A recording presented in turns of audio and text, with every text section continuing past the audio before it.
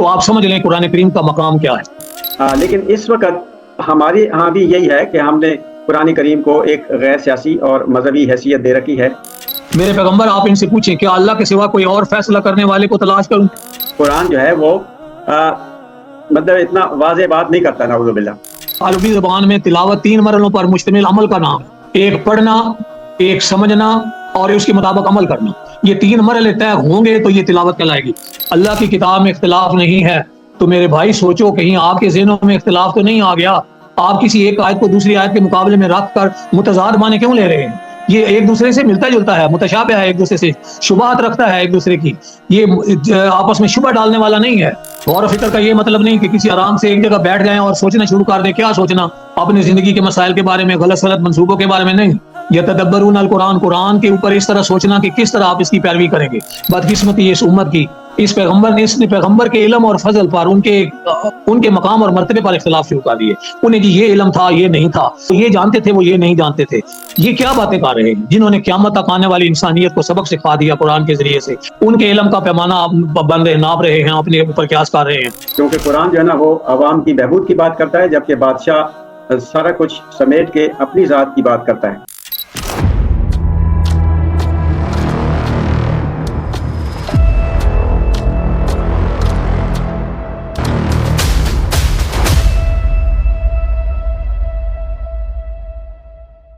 بسم اللہ الرحمن الرحیم۔ السلام علیکم، میں محمد یوسف ہوں۔ آپ مجھے اور نظر یاد خان صاحب کو یوٹیوب چینل پر دیکھ رہے ہیں۔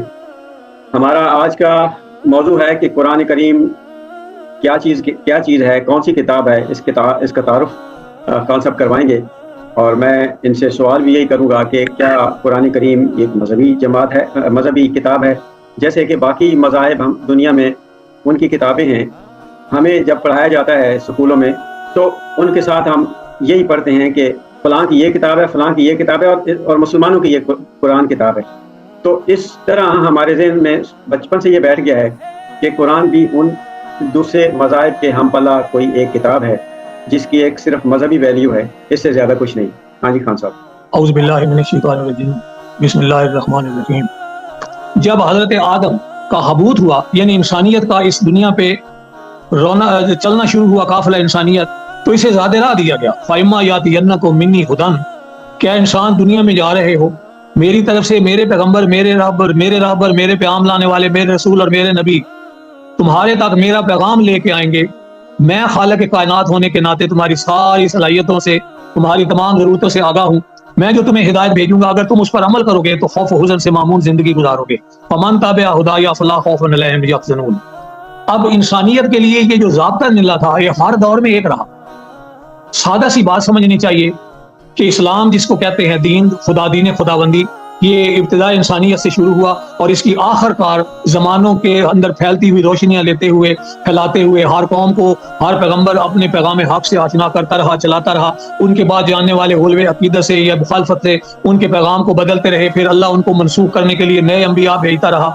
آخر کار پیغمبر علیہ الصلوۃ والسلام پر یہ سلسلہ ختم ہوا اور ایک آخری جامعہ مکمل اور قیامت تک کے لیے ضابطہ حیات دے کر یہ اعلان کر دیا گیا کہ اب انسان سن بلوغ کو پہنچ چکا، اپنے مسائل حل کرنے کی صلاحیت اپنے اندر پیدا کر چکا، زمانے میں رہتے ہوئے اپنی عقل و فکر سے بڑے بڑے مار کے سر کر چکا، زمین کی تنابوں کو اس نے کھینچ لیا، پہاڑوں کو سر کر لیا، فضاؤں پر اس نے اپنا تسلط جما لیا۔ اب ان سب حاصلات کو یہ وحی کی روشنی میں جب خرچ کرے گا تو اس زمین کو، اس کرۂ ارض کو، جہاں اس کا جہاں اسے وراثت دی جا رہی ہے، جہاں اس نے خلافت قائم کرنی ہے، تو وہاں پہ یہ ضابطہ حیات دے دیا گیا، آخری ضابطہ حیات جسے قرآن کریم کہتے ہیں۔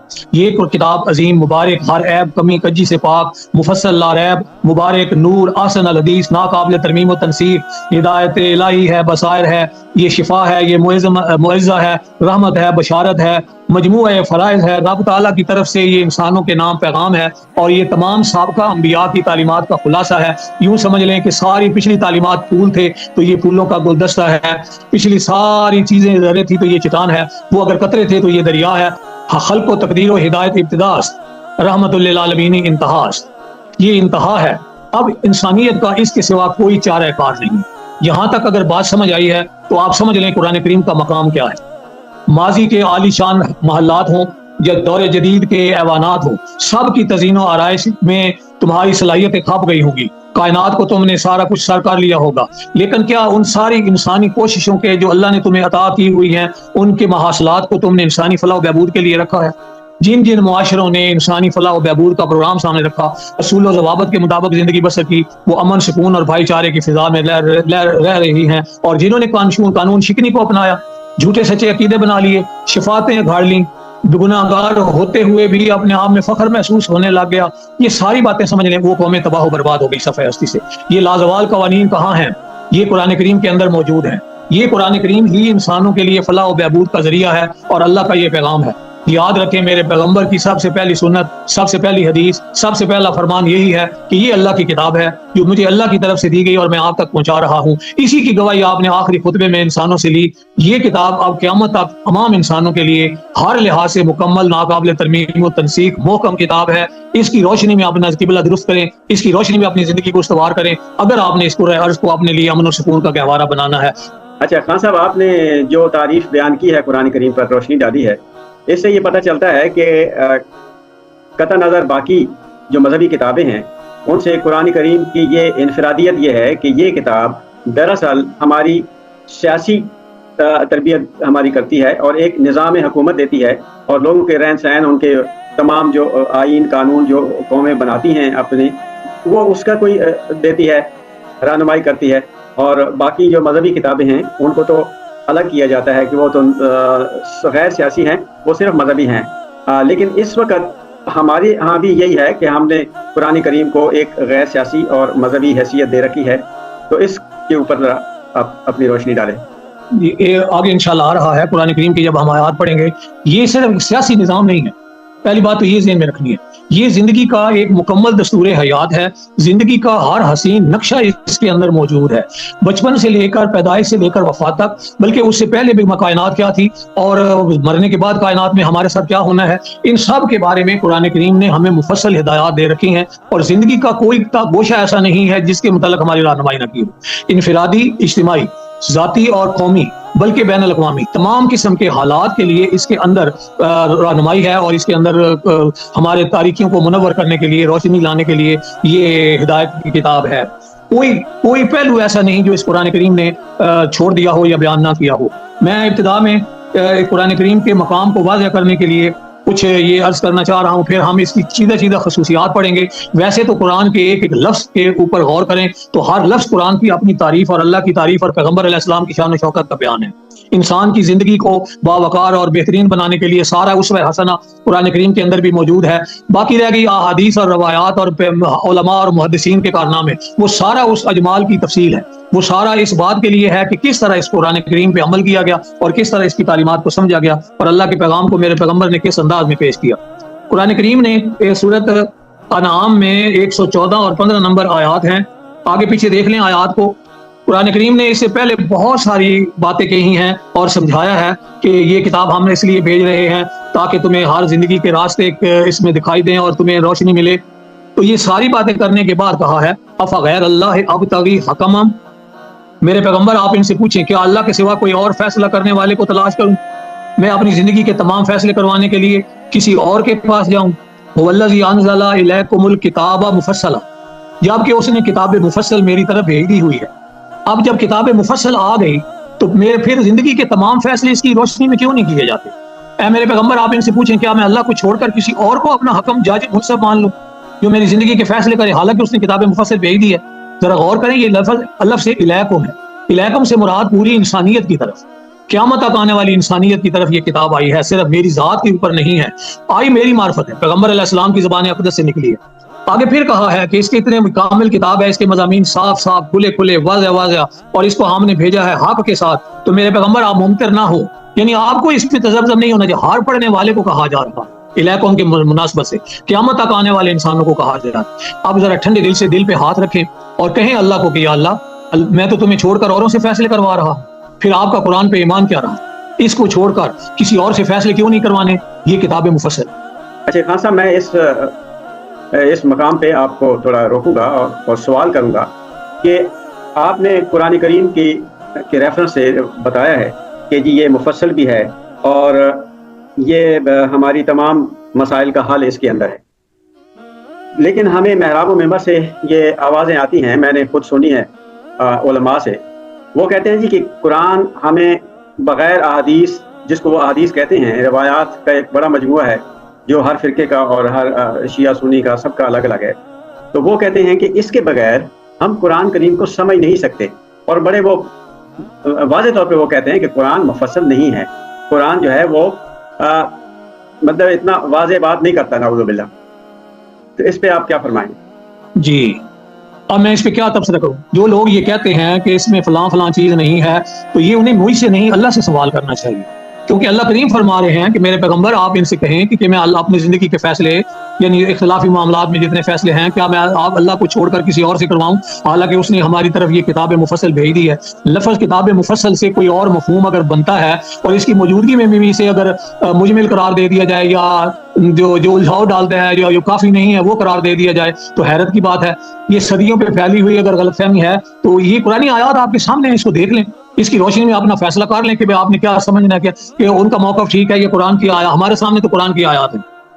آگے ایک اگلی آیت دیکھ لیں کہ کیا اس کی موجودگی میں پھر یہ کہنے کا جواز بنتا ہے کہ یہ فلاں مسئلے ہمارے حل نہیں کرتا، یہ اس میں یہ بات نہیں ہے۔ تمت کلمات رب کا صدقا وعدلا، صدق اور عدل کے ساتھ تیرے رب کے کلمات تمام ہو گئے۔ قرآن کہہ رہا ہے آخری حتمی مکمل تمام شد، اس کے اندر ہر چیز موجود ہے، آ گئی ہے، کیونکہ صدق اور عدل کے ساتھ کوئی اس کے اندر ناانصافی نہیں کی گئی، کوئی اس کے اندر باطل نہیں آیا، کوئی کسی قسم کی حق کے علاوہ جھوٹ نہیں ہے اس کے اندر، سدا حق ہی حق ہے۔ تو صدق اور عدل کے ساتھ یہ تمام کر دیے گئے، تو پھر بتائیں اور کس نے کیے؟ جو سمیع بھی ہے علیم بھی ہے، یعنی اللہ کریم جو جانتے بھی ہیں اور جنہیں جو سنتے بھی ہیں، انہیں پتہ ہے قیامت تک آنے والی انسانیت کے کیا مسائل ہو سکتے ہیں اور انہیں علم ہے اللہ کو، تو اللہ نے اپنے علم اور اپنی سماعت کے مطابق یہ تمت کلمات اور رب کا کہا ہے۔ ان آیات کی روشنی میں یا ان آیات کی روشنی میں کیسے ممکن ہے کہ ہم کہیں جی ہمارے فلاں مسائل کا حل قرآن کریم کے اندر نہیں ہے؟ اس کو سمجھنے کے لیے میں سادہ سے لفظوں میں کہوں کہ روح عمر درکار ہے رضی اللہ تعالیٰ عنہ کہ حسبنا کتاب اللہ، اللہ کی کتاب میرے پیغمبر ہمارے لیے ہر معاملے میں کافی ہے، اور واقعی کافی ہے، اور میرے پیغمبر نے اس پہ ساتھ فرمایا، تبسم فرمایا۔ اس کے بعد بھی آپ زندہ رہے 3-4 دن، اس واقعے کے بعد آپ نے اگر کوئی خاص نصیحت فرمانی ہوتی تو ان دنوں میں آپ فرما سکتے تھے۔ اللہ کے دین کو مکمل کر کے انسانیت تک پہنچانا یہ میرے پیغمبر کی کہ فرائض منصبی میں تھا، اور انہوں نے کما حق ہوئی یہ فریضہ سر انجام دیا۔ اب ایک دفعہ ایک اور آیت پہ دیکھ لیں کہ اس کی موجودگی میں پھر کیا کسی اور چیز کی ضرورت ہے۔ 29/51 میں پڑھنے لگا ہوں۔ آپ اس آیت کی روشنی میں اللہ کریم کو جواب دیجیے۔ اللہ کریم آپ سے پوچھ رہے ہیں اولم یکفہم انا انزلنا الیک الکتاب یتلی علیہم ان فی ذلک لرحمۃ وذکری لقوم یؤمنون۔ دیکھیں کیا انہیں یہ کافی نہیں ہے؟ کیا آپ کو یہ کافی نہیں ہے؟ کیا سب کے لیے یہ کافی نہیں ہے؟ کیا کافی نہیں ہے کہ ہم نے الیک الکتاب، ہم نے آپ پر کتاب نازل کر دی ہے جو یتلی علیہم، جو ان کے اوپر تلاوت کی جاتی ہے۔ اللہ کا نام لیں یار، تلاوت کا ترجمہ صرف ریسائڈ یا سور لگا کے پڑھنا نہ لے لیں، تجوید کے قاعدوں کے مطابق صرف پڑھنا مراد نہیں ہے۔ یہ میں نے ایک دن بتایا بھی تھا، عربی زبان میں تلاوت 3 مرحلوں پر مشتمل عمل کا نام ہے، ایک پڑھنا، ایک سمجھنا اور اس کے مطابق عمل کرنا۔ یہ 3 مرحلے طے ہوں گے تو یہ تلاوت کہلائے گی۔ جو میرے پیغمبر ہم نے آپ پہ ایسی کتاب بھیج دی ہے، کیا ان کے لیے یہ کافی نہیں ہے کہ جو ان پر پڑھی بھی جاتی ہے، ان کو سمجھائی بھی جاتی ہے، قرآن اپنی تشریح آپ کرتا ہے، اور پھر عمل کے لیے بھی یہ لائی جاتی ہے، اور دیکھیں جب عمل کریں گے تو پھر اس کی طرف سے رحمت بھی آئے گی اور نصیحت بھی حاصل ہوگی۔ پھر کیا ان لوگ، یہ تو صرف ان لوگوں کے لیے جو ایمان لاتے ہیں۔ اب ایمان کیا ہو گیا میرے اللہ؟ اب کہیں اللہ سے کہ میرے اللہ یہ کافی نہیں ہے، اس میں تو فلاں چیز نہیں ہے، اس میں تو فلاں نہیں ہے۔ آپ اللہ کو مشورہ دے رہے ہیں، اللہ فرما رہے ہیں میرے پیغمبر کیا یہ بات کافی نہیں ہے کہ ہم نے ان کو کتاب عظیم دے دی، کتاب جو ان کے اوپر تلاوت کی جاتی ہے، پڑھی جاتی ہے۔ اے کاش اس امت نے قرآن پہ عمل کو نہ چھوڑا ہوتا۔ جب تک قرآن پہ عمل رہا، وسعت افلاق میں ان کی تکبیریں مسلسل گونجتی رہی، اور جب یہ عملی زندگی سے ترک کر دیا گیا، اس کے باطنی اور روحانی معنی کر لیے گئے، اس کو انسانی زندگی سے نکال کر تسبیحات کے ذمہ لگا دیا گیا، تو پھر ہوا کیا؟ خاک کی آغوش میں تسبیح و مناجات۔ وہ مذہب جو تکبیر مسلسل کا تھا، وہ مردان خود آگاہ و خدا مست تھے، وہ پیروی قرآن کرنے والے تھے، اتباع اسوہ حسنہ پر عمل کرنے والے تھے، پیغمبر علیہ الصلوۃ والسلام کی سیرت اور کردار کو اپنانے والے تھے۔ اس لیے وہ دنیا میں غالب اور سرفراز رہے، اور کیسر و کسریٰ کی حکومتیں ان کے قدموں میں ڈھیر ہو گئی تھی۔ اور پھر آج کیا ہے؟ جس نے قوم نے جب سے قرآن کو ترک کیا ہے یا قرآن کو مہجور کیا ہے، اپنی زندگیوں سے نکالا ہے، ایوانوں سے خارج کیا ہے، یہ اس کی حالت ہو گئی ہے۔ اگر یہ باز یافت ہونا چاہتے ہیں، دوبارہ ابھرنا چاہتے ہیں، دوبارہ اپنی زندگی کو سر نو استوار کرنا چاہتے ہیں، تو اس مضبوط سہارے کی طرف، اس کتاب عظیم و جلیل کی طرف آنا پڑے گا۔ اگر تمام اختلافات مٹانے ہیں تو اس کا نسخہ یہی کتاب عظیم ہے۔ 4/82 کے اندر دیکھتے ہیں ہم کہ یہ ہمارے ساتھ کس لیے اتاری گئی، یہ اس کا مفہوم کہ کیوں ہے ہمارے لیے اہم کتاب۔ 4/82 میں دیکھیں کیا آیت ہے، افلا یتدبرون القرآن، یہ لوگ قرآن کریم پر تدبر کیوں نہیں کرتے، ان پہ غور و فکر کیوں نہیں کرتے۔ یہ تدبر کا مطلب غور و فکر کر کے پیچھے چلنا ہوتا ہے، پیچھے پیچھے پیروی کرنی ہوتی ہے۔ غور و فکر کا یہ مطلب نہیں کہ کسی آرام سے ایک جگہ بیٹھ جائیں اور سوچنا شروع کر دیں۔ کیا سوچنا؟ اپنی زندگی کے مسائل کے بارے میں، غلط منصوبوں کے بارے میں نہیں۔ یہ تدبرون القرآن، قرآن کے اوپر اس طرح سوچنا کہ کس طرح آپ اس کی پیروی کریں گے، کس طرح اس کو روبہ عمل لائیں گے، یہ سوچنا ہے۔ لو کان من عند غیر اللہ، اگر یہ اللہ کی بجائے کسی اور کی طرف سے ہوتا تو میرے پیغمبر آپ کیا دیکھتے؟ اگر یہ اللہ کی بجائے کسی اور کی طرف سے ہوتا تو یقیناً اس میں اختلافات ہوتے۔ لوجدوا فیہ اختلافا کثیرا، اس میں اختلاف کثیر ہوتا۔ اب اگر اختلاف کثیر ہے تو آپ کیا ثابت کر رہے ہیں کہ یہ اللہ کی طرف سے نہیں ہے؟ ہر وہ شخص جو جان لے، جو قرآن کی آیات کو متضاد رنگ میں ایک دوسرے کے سامنے ٹکرا کے پیش کر رہا ہوتا ہے، ایک جگہ مفہوم کو دوسری جگہ ٹکرا کے لے رہا ہوتا ہے، وہ اختلاف شو کر رہا ہے، وہ یہ ظاہر کر رہا ہے کہ یہ اللہ کی کتاب نہیں ہے، اللہ کی کتاب میں اختلاف نہیں ہے۔ تو میرے بھائی سوچو، کہیں آپ کے ذہنوں میں اختلاف تو نہیں آ گیا؟ آپ کسی ایک آیت کو دوسری آیت کے مقابلے میں رکھ کر متضاد معنی کیوں لے رہے ہیں؟ یہ ایک دوسرے سے ملتا جلتا ہے، متشابہ ہے، ایک دوسرے سے شبہات رکھتا ہے ایک دوسرے کی، یہ آپس میں شبہ ڈالنے والا نہیں ہے، بلکہ یہ ملتا جلتا ہے، ہر حکم دوسرے حکم سے تکمیل کرنے والا ہے۔ ایک جگہ کہیں بات ہوئی ہے تو دوسری جگہ اس کی وضاحت ہوگی، تیسری جگہ اس کا استثناء ہوگا۔ تصریف آیات کی روشنی میں اس کو رکھ کے سوچو، پیغمبر علیہ السلام کی زندگی سے سبق حاصل کرو، کس طرح انہوں نے اختلافات کو حل کر دیا تھا اپنی موجودگی میں۔ قرآن کریم جب تک دنیا میں عمل میں رہا، امت میں کوئی اختلاف نہیں تھا۔ یہ جو تاریخ ہمارے اختلافات بیان کرتی ہے، یہ غلط تصورات دیے گئے ہیں انسانوں کے ساتھ درمیان ہمارے لیے۔ قرآن کی موجودگی میں اختلاف نہ تھا، نہ ہو سکتا ہے۔ اب بھی اگر امت اسلام قرآن کریم پہ آ جائے، اس کو معیار بنا لے، تو کبھی ممکن ہی نہیں کہ وہ آپس میں اختلاف کر سکے۔ اسی طرح مزید ایک آیت دیکھ لیں، 16/64 دیکھیں، 16/64 میں آپ کے سامنے پیش کرنے لگا ہوں۔ اس آیت کریمہ میں کیا کہا گیا ہے کہ وما انزلنا الیک الکتاب، میرے پیغمبر، یہاں الیک عین ہے، میرے پیغمبر کو خطاب کر کے کہا جا رہا ہے کہ میرے پیغمبر آپ کا یہ فریضہ ہے، ہم نے آپ کا اس کتاب کو اس لیے نازل کیا ہے، کیا کس لیے؟ لتبین لهم الذی اختلفوا فیہ، کہ جن جن امور میں، جن جن باتوں میں، جن جن عقائد میں، جن جن پالیسیوں میں یہ اختلافات رکھتے ہیں، یہ آپ ان کے سامنے ان کے اختلافات کھول دیں اور اس کا مناسب حل پیش کریں۔ وَهُدًى وَرَحْمَةً لِقَوْمٍ يُؤْمِنُونَ، اس میں ہدایت ہے اور اس میں رحمت ہے، کن کے لیے؟ اس قوم کے لیے جو ایمان لاتی ہے۔ اب ویسے تو یہ کتاب اللہ میں اختلافات نہ ہونا علامت ہے اس بات کی کہ اللہ کی کتاب ہے، پھر ہماری عملی زندگی کے اختلافات ختم کرنے کے لیے آئے ہیں۔ بدقسمتی اس امت کی، اس پیغمبر کے علم اور فضل پر، ان کے مقام اور مرتبے پر اختلاف شروع کر دیے۔ انہیں جی یہ علم تھا، یہ نہیں تھا، یہ جانتے تھے، وہ یہ نہیں جانتے تھے۔ یہ کیا باتیں کر رہے ہیں؟ جنہوں نے قیامت تک آنے والی انسانیت کو سبق سکھا دیا قرآن کے ذریعے سے، ان کے علم کا پیمانہ بن رہے، ناپ رہے ہیں، اپنے اوپر قیاس کر رہے ہیں۔ اللہ کی طرف سے براہ راست ان کو وحی ملتی تھی اور ان کو احکام ملتے تھے، اس لیے کہ جب قرآن کریم نازل ہو گیا تو پھر ہمیں کیا کہا گیا ہے؟ یہ 5/44، 45 اور 47 میں یہ تینوں آیات کو آپ نے مد نظر رکھنا ہے۔ ان کے اندر لفظ ہیں وَمَن لَّمْ يَحْكُم بِمَا أَنزَلَ اللَّهُ فَأُولَٰئِكَ هُمُ الْفَاسِقُونَ فَأُولَٰئِكَ هُمُ الظَّالِمُونَ فَأُولَٰئِكَ هُمُ الْكَافِرُونَ۔ یہ 3 جملے ہیں آخر پہ، باقی سارے لفظ سیم ہیں۔ جو لوگ اللہ کے قانون کے مطابق، ما انزل اللہ کے مطابق فیصلہ نہیں کرتے، اختلافات کو مٹانے کے لیے، اپنے مسائل کو حل کرنے کے لیے، سیاسی نظام کے لیے، معاشی نظام کے لیے، اپنی عملی زندگی کے لیے، اپنی روحانی بیماریوں کے لیے، اگر یہ ایسا نہیں کرتے، یہ کافر ہیں، یہ ظالم ہیں، یہ فاسق ہیں۔ اب میں کفر کی، ظلم کی اور فسق کی تعریف کرنے سے ٹائم نہیں رکھتا، آپ سمجھ لیں اللہ کے قانون پر عمل نہ کرنے والے ظالم، کافر، فاسق، دنیا کی جو برائیاں ہیں وہ ان سے منسوخ کر لیں، کیونکہ اللہ کے قانون کے مطابق نہیں چلتے۔ جو اللہ کے قانون کے مطابق چلے گا وہ ایسا نہیں ہوگا، وہ رحمت کا مستحق ہوگا، وہی ہوگا۔ ایک آخری آیت میں نے آپ کے سامنے یہ رکھنی ہے کہ میرے پیغمبر، وَأَنزَلْنَا إِلَيْكَ الذِّكْرَ، ہم نے آپ کے اوپر یہ نازل کر دیا ہے ذکر کو، اس نصیحت کو، لِتُبَيَّنَ لِلنَّاسِ، تاکہ آپ واضح کر دیں انسانوں کے لیے، مَا نُزِّلَ إِلَيْهِمْ، کہ ان کی طرف ہم نے کیا بھیجا ہے۔ میرے پیغمبر آپ ان کو بتا دیں کہ ان کے اوپر کیا نازل ہوا ہے۔ تو گویا قرآن کی عظمت کون بیان کرے گا؟ قرآن کا تعارف کون بیان کرے گا؟ قرآن کے بارے میں کون بتائے گا کہ یہ کتاب کیا ہے؟ میرے پیغمبر آپ بتائیں ان کو، جو آپ کی طرف نازل ہوا ہے وہ کس قدر و قیمت کا حامل ہے، وہ کتنی واضح، کتنی روشن، کتنی جامع، کتنی مکمل اور کتنی بہترین رحمت، شفا، بصائر، عقل و بصیرت کا حامل مجموعہ ہے۔ یہ اس کا تعارف کروائیں آپ ان کو۔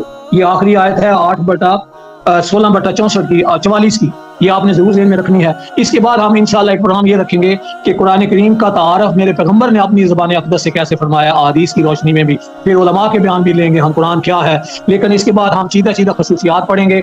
तो इंशाल्लाह ये हमारा सिलसिला भी जारी है। ये मुसलसल प्रोग्राम है कुरान के तारफ पर मबनी। आज हमने कुरान के तारफ के सिलसिले में सिर्फ यही बातें कही कि कुरान क्या है और किस कदर अहमियत रखता है, और इसकी तारीफें कल हम इंशाल्लाह ताला कल नहीं इसी तसलसल के साथ थोड़ी देर के बाद दोबारा रखेंगे आपके सामने। खान साहब आपने काफ़ी तफसील से बताया, तो इससे नाज़रीन हमें ये पता चला कि कुरान करीम एक महज मजहबी किताब इस तरह की नहीं है जैसे बाइबल और बाकी हिंदुओं की सिखों की किताबें हैं, ऐसा नहीं है, बल्कि ये एक निज़ाम देती है और इस किताब के ज़रिए अल्लाह ताला हमसे डिमांड कर रहा है उस निज़ाम के नफाज के लिए, और उस निज़ाम के नफाज का मकसद सिर्फ इंसान की फलाह व बहबूद है, यानी दुनिया के लिए है, और अकल हमारी अकल की रहनुमाई करती है, और ये मुकम्मल तौर पर मुफस्सल है।